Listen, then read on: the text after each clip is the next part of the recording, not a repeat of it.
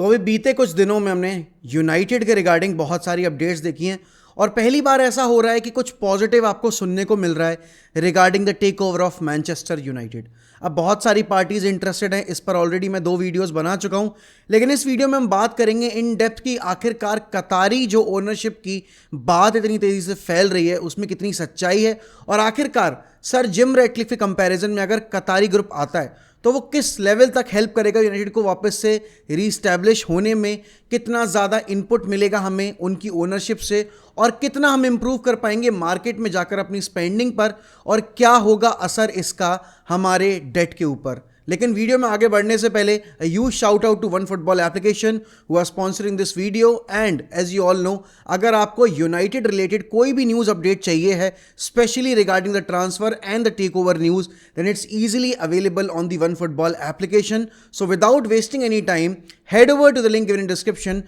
download the one football application now and keep yourself up to date with everything that is happening in the world of football.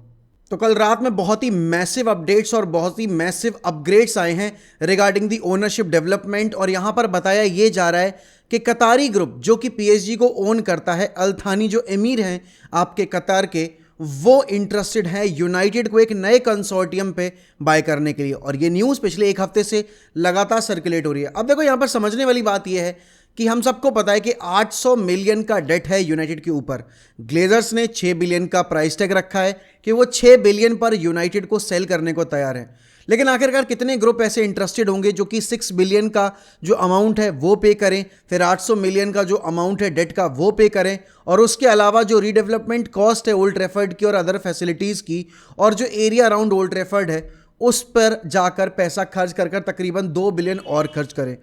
तो यहाँ पर जो अभी propose deal रखी है कतारी के कंसोर्टियम ग्रुप ने वो ये रखी है कि हम आपको 5 बिलियन पे करेंगे, 5.2 बिलियन के अराउंड पे करेंगे जो इन टोटल वैल्यू है आपके सेल की, प्लस हम 800 मिलियन का डेट भी चुकाने को तैयार हैं। तो इन टोटल जो मार्केट वैल्यू आपने 6 बिलियन की सेट की थी वो इंक्लूडिंग लोन हम पे करेंगे और फिर यूनाइटेड हो जाएगी डेट फ्री। अब डेट फ्री होने का फ़ायदा क्या होगा? सबसे पहली चीज़ जो होगी वो ये है कि यूनाइटेड जो अभी मार्केट में जाकर कम पैसा खर्च कर सकती है बिकॉज उनके ऊपर 800 मिलियन का जो लोन चढ़ा हुआ है उसकी वजह से। तो यहाँ पर अगर ये लोन फ्री हो जाएगा तो यूनाइटेड फिर जाके मार्केट में अगर वो Maguire, Axel Tuanzebe, Eric Bailly, Scott McTominay जैसे प्लेयर्स को सेल करती है तो एक्सपेंशन ऑफ विड्थ जो होगी, आपके पास जो विड्थ ऑफ एक्सपेंडिचर होगी वो बढ़ जाएगी। आप मार्केट में जाकर जो अभी 150 मिलियन तक खर्च कर सकते थे with the champions league cushion, अब यहाँ पर बढ़ाकर आप 300 मिलियन तक खर्च कर पाओगे एक ही ट्रांसफर मार्केट में। तो यहाँ पर अगर यहाँ कंसोर्टियम आता है कतारी ग्रुप का तो वो यूनाइटेड को फाइनेंशियल लेवल पे हेल्प करेगा, प्लस कतर के ग्रुप ने पहले ही प्रॉमिस कर दिया है कि यूनाइटेड के ओल्ड ट्रैफर्ड को वो रिकंस्ट्रक्ट करेंगे उसी ग्राउंड पर और आजू बाजू की जो ज़मीन है यूनाइटेड के मतलब ओल्ड ट्रैफर्ड के अराउंड उसको वो रीडेवलप करेंगे और उसके अराउंड वो एक म्यूजियम तैयार करेंगे जहां पर टूरिज्म बढ़ाया जा सके और यूनाइटेड के अराउंड बेसिकली ओल्ड ट्रैफर्ड के अराउंड जो आप कह सकते हो अभी लैक ऑफ डेवलपमेंट है वो इम्प्रूव किया जाए। अब यहाँ पर जो आपके सर जिम रैटक्लिफ वाला प्रपोजल है वो ये कह रहा है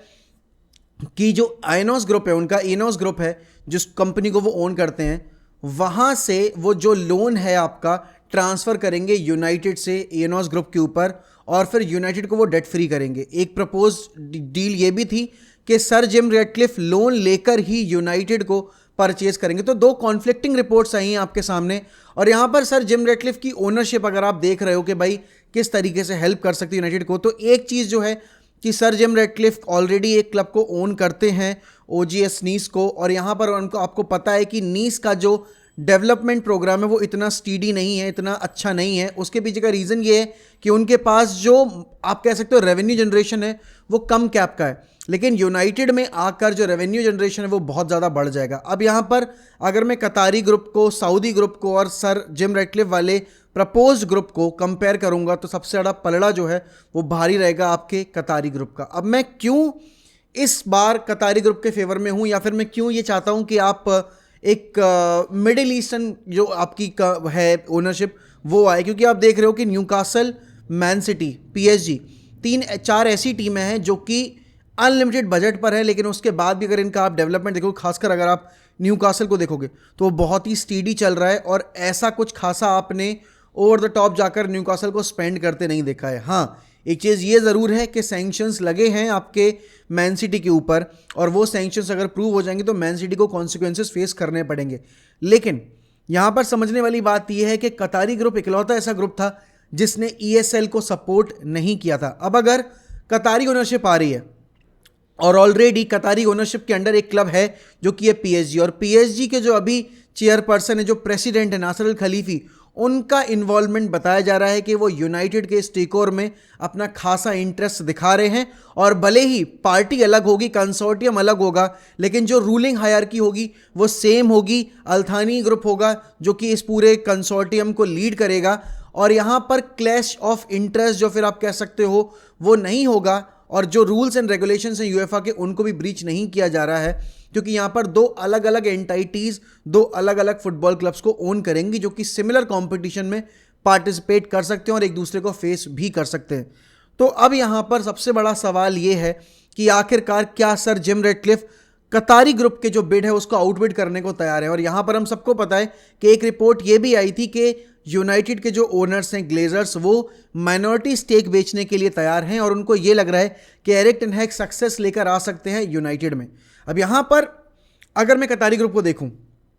तो आपको पता है सर्टेन चेंजेस होंगे आपके हायरार्की में, सर्टेन चेंजेस होंगे आपके मैनेजमेंट पर, और यहाँ पर आपको ये भी पता है कि आईएक्स वेंड सार के रिप्लेसमेंट के तौर पर नए ऑप्शंस देख रही है। तो अगर कतारी ग्रुप आता है तो this is the best possible opportunity for us to get Van der Sar on board in the director of football role, और उसके बाद वेंडसार और एरिक टेन हैग की जोड़ी जिसने आईएक्स में इतना बेहतरीन काम किया था वो आपको यूनाइटेड में भी काम करती दिख सकती है। और ऐसा नहीं है कि यूनाइटेड वेंडसार को लाने में इंटरेस्टेड नहीं थी। लास्ट ईयर भी ये रूमर्स बहुत तेज आ रहे थे कि एरिक टेन हैग के बाद आईएक्स से वेंडसार को टारगेट किया जा रहा है और यहाँ पर वेंडसार ने 1 साल रुकने का फैसला लिया था। अब यहाँ पर अगर कतारी ग्रुप आता है तो इस चीज़ की पॉसिबिलिटी प्रोबेबिलिटी काफ़ी ज़्यादा बढ़ जाएगी कि आपके मैनेजमेंट लेवल पर बहुत सारे चेंजेस होंगे या फिर कोई भी नया अगर ओनरशिप आएगी तो उसमें आपको सर्टेन नंबर ऑफ पीपल जाते दिखेंगे और उसमें एक नाम जॉन मर्टाउ का भी हो सकता है। अब यहाँ पर जॉन मर्टाउ के साथ साथ हो सकता है कि आप वेंडसार को भी अपॉइंट करो और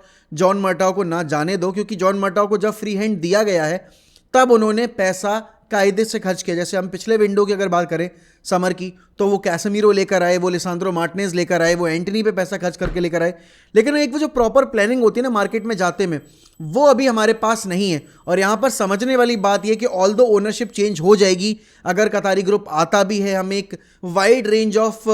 एक्सपेंडिचर की अवेलेबिलिटी मिलेगी, आपको एक अच्छा क्वेश्चन मिलेगा ओनरशिप की तरफ से, लेकिन उसके बाद भी आपके जो फ्रिंज प्लेयर्स हैं उनको आपको सेल करना ही करना पड़ेगा। और यहाँ पर ओनरशिप के चेंज के साथ बढ़ेगी एक्सपेक्टेशंस, और ऐसा नहीं है कि ओनरशिप आते ही तुरंत आपका ओल्ड ट्रैफर्ड का जो रीडेवलपमेंट प्लान है वो आपका शुरू हो जाएगा। उसमें तकरीबन आपको 1-1.5 साल का इंतज़ार करना पड़ेगा, क्योंकि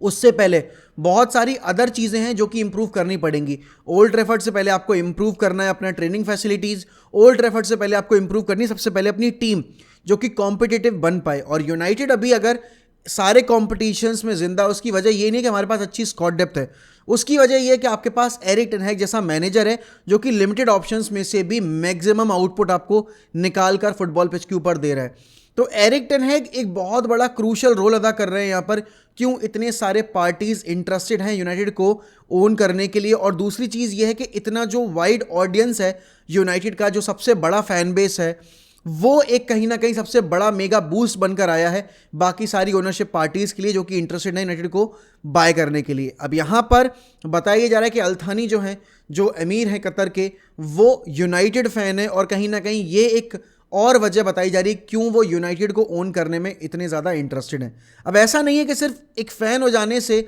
आप क्लब को परचेज करोगे, आप अपना फाइनेंशियल बेनिफिट भी देखते हो, और डेफिनेटली अगर कोई यूनाइटेड को ओन करेगा तो आपकी स्पॉन्सरशिप डील्स और आपका जो रेवेन्यू सोशल मीडिया से आता है, प्लस आपका जो मैच डे रेवेन्यू है, और जो एक वाइडर ऑडियंस का आपको प्लेटफॉर्म मिलेगा, आपको अपनी इमेज इंप्रूव करने का मौका मिलेगा। Already Qatar world cup host कर चुका है, तो एक जो आउटर वेस्टर्न वर्ल्ड का परसेप्शन है वो कहीं ना कहीं थोड़ा सा चेंज हुआ है। लेकिन उसके साथ ही साथ वेस्टर्न मीडिया अभी भी एजेंडाज आप देख रहे हो रन करती है मिडिल ईस्ट कंट्रीज़ के अगेंस्ट,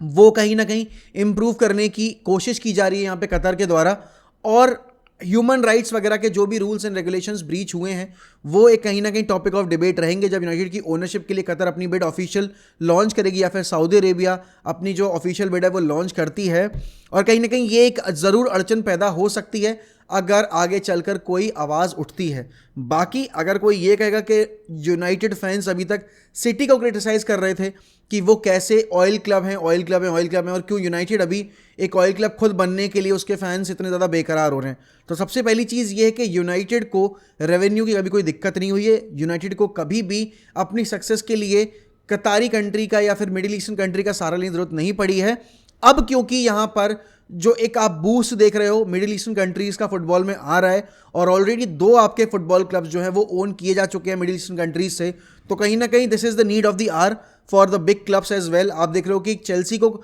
मिडिल ईस्टर्न कंट्री ने ओन नहीं किया है, लेकिन उसके बावजूद उनके पास जो अनलिमिटेड फंड आपने इन 2 विंडोज़ में देखे हैं वो कहीं ना कहीं एक वरिंग सम साइन है कि अगर ऐसा ओनर आता है जो कि पैसा वापस से खर्च करने को तैयार नहीं है तो यूनाइटेड कभी उस स्टेज पर वापस नहीं पहुंच पाएगी जहां वो एक टाइम पर हुआ करते थे।